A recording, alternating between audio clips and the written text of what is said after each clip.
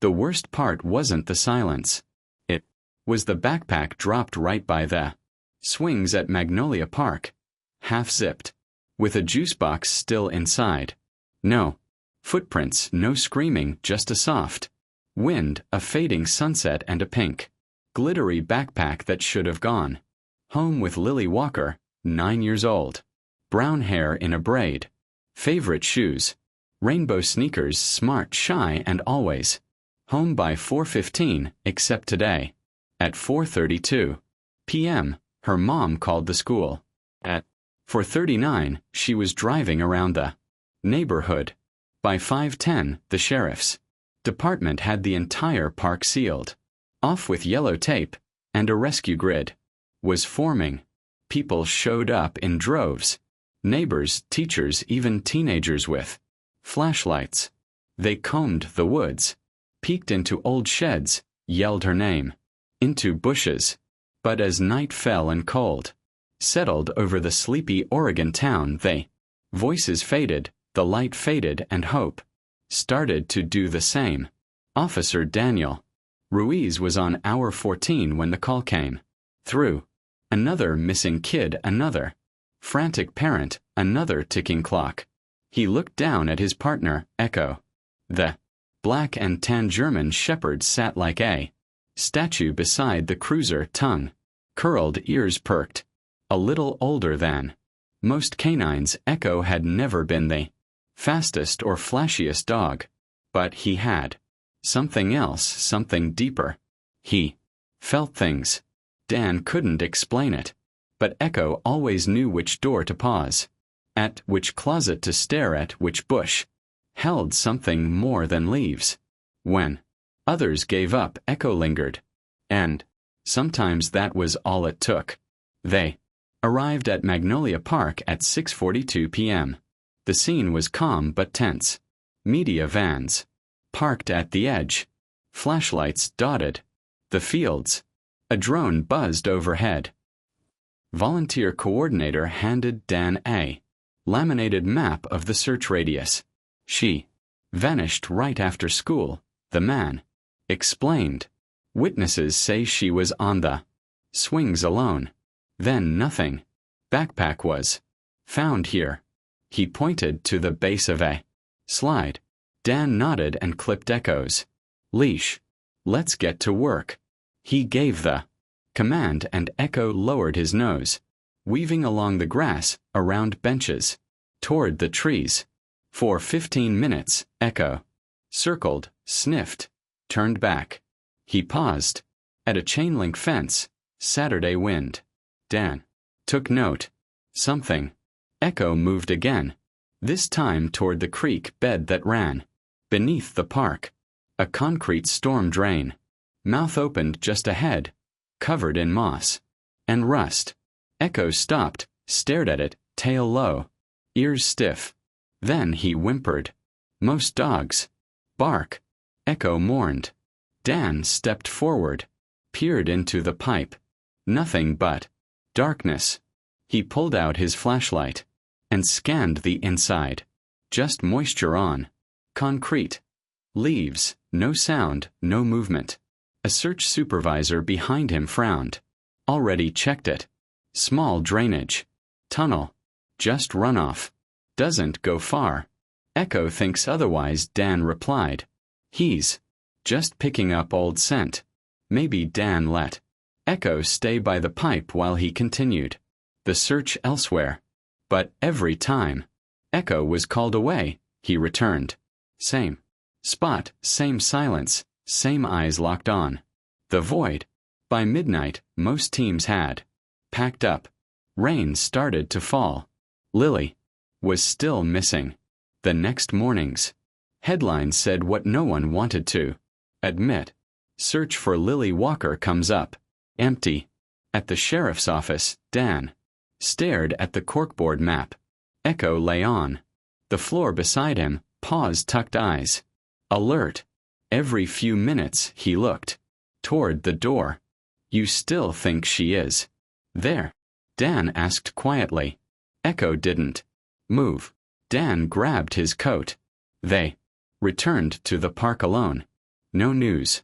Crews, no volunteers, just early. Sunlight and damp leaves. Echo jumped. Out of the cruiser before the engine. Even cut. He went straight to the pipe. Dan followed.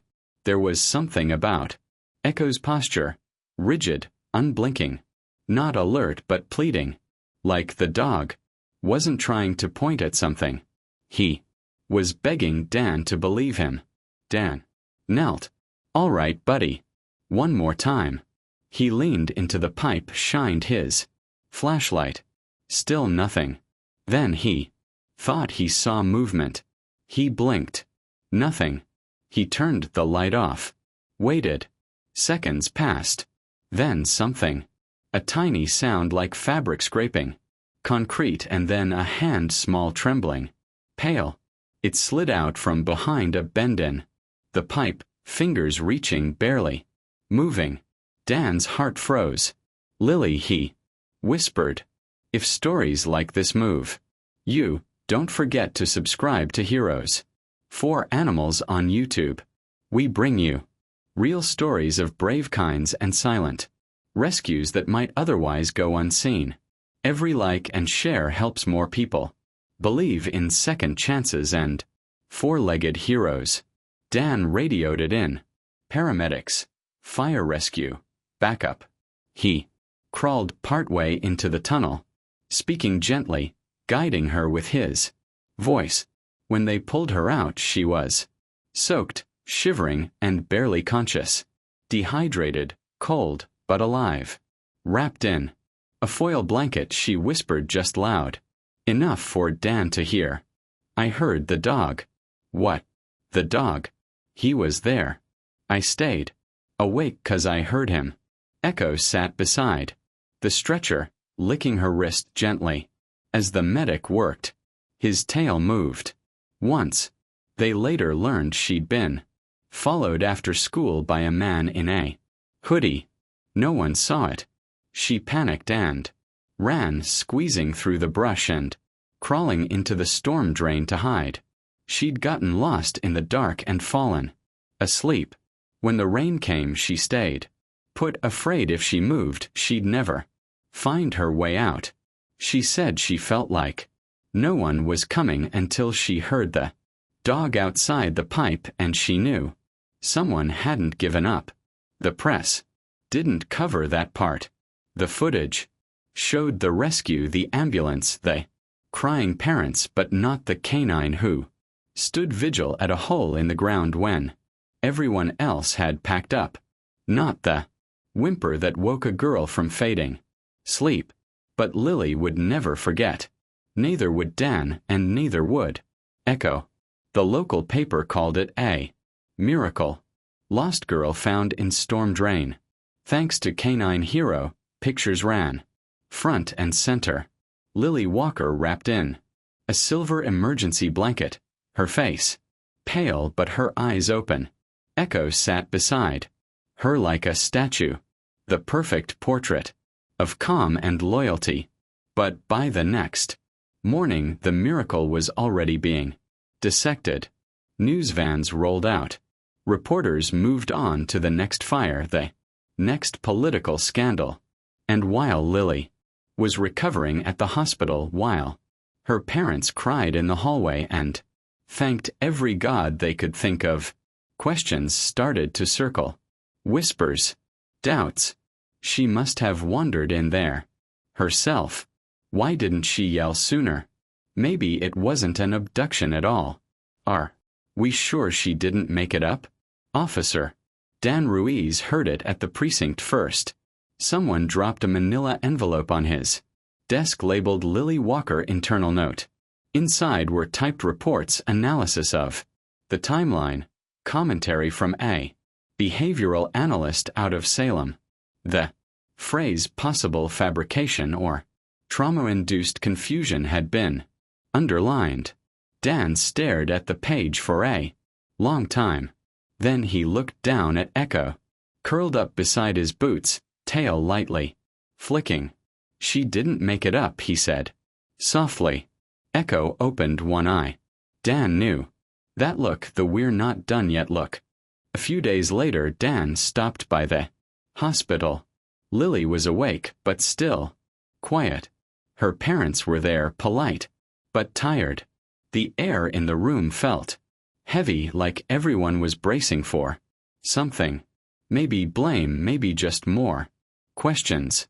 Lily didn't speak much, but when she saw Echo, her eyes lit up.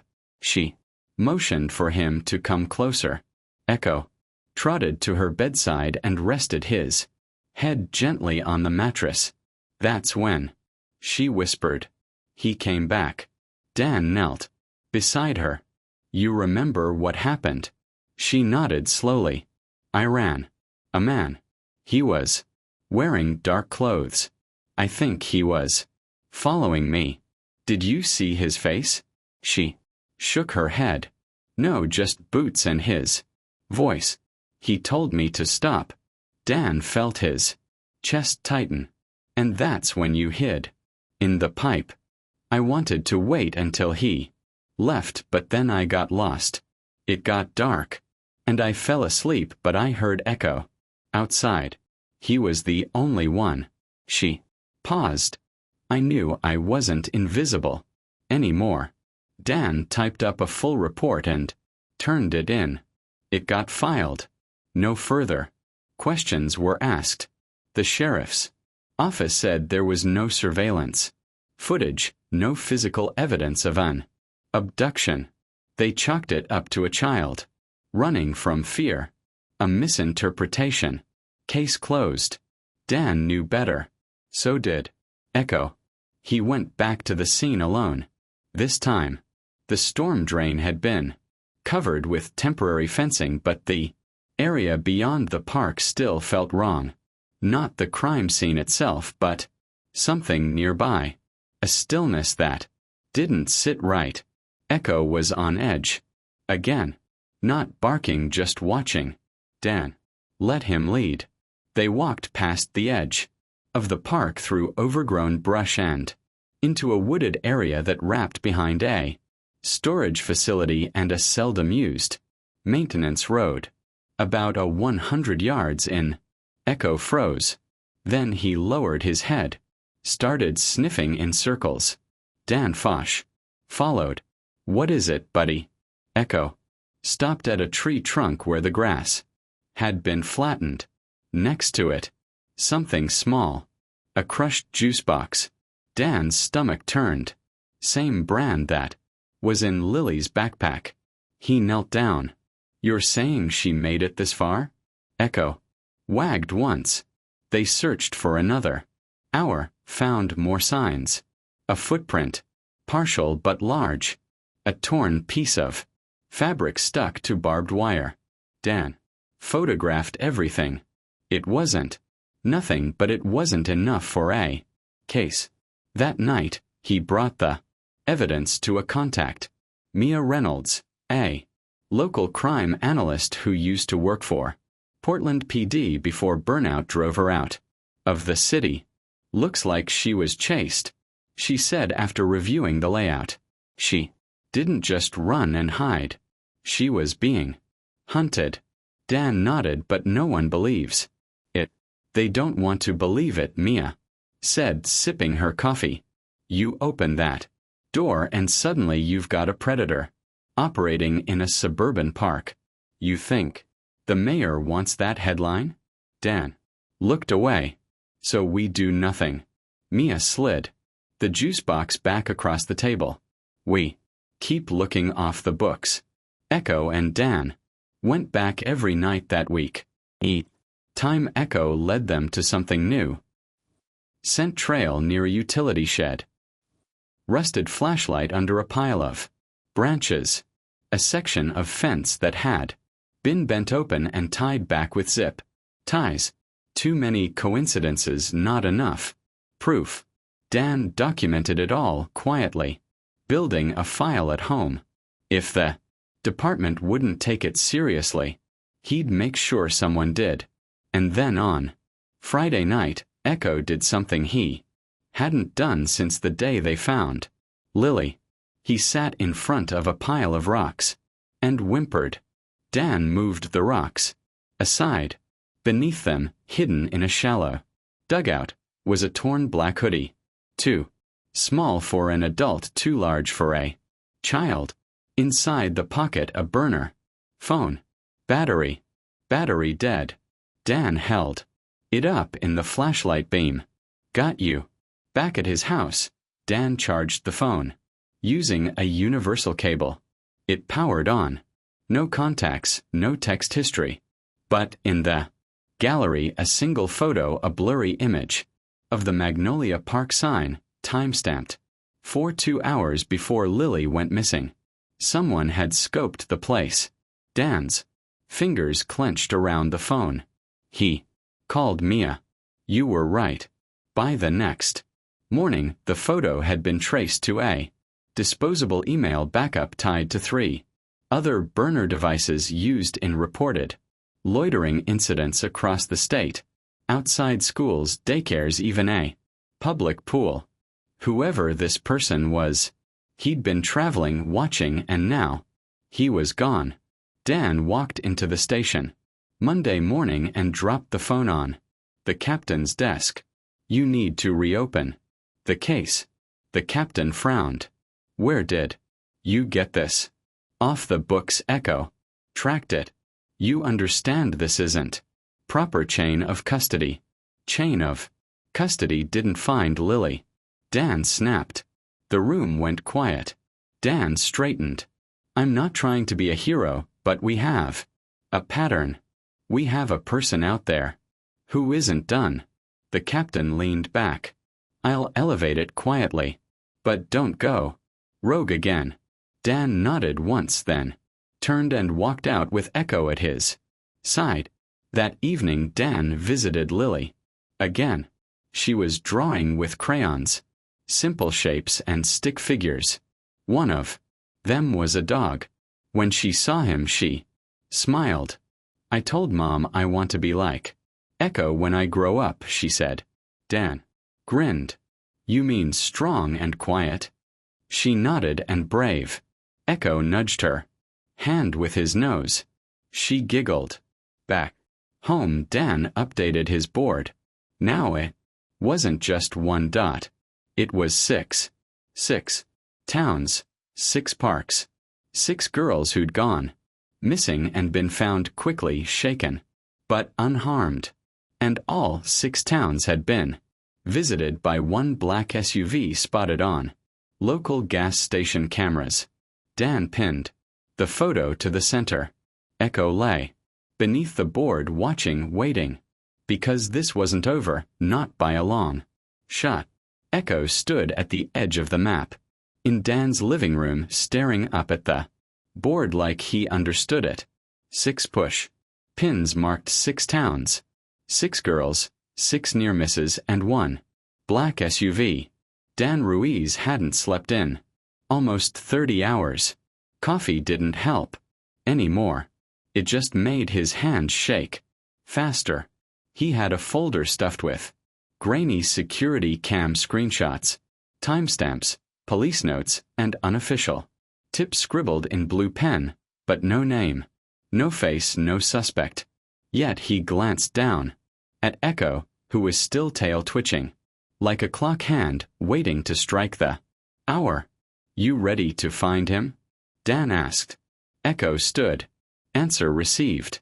The SUV had been seen last in a town called Silverside, just under 2 hours east. Quiet stretch of rural highway, mostly orchards and long-haul truck stops. The local cops chalked it up to a random vehicle passing through. Dan didn't believe in random anymore. He packed Echko into the back of his unmarked Explorer and headed east just before sunrise.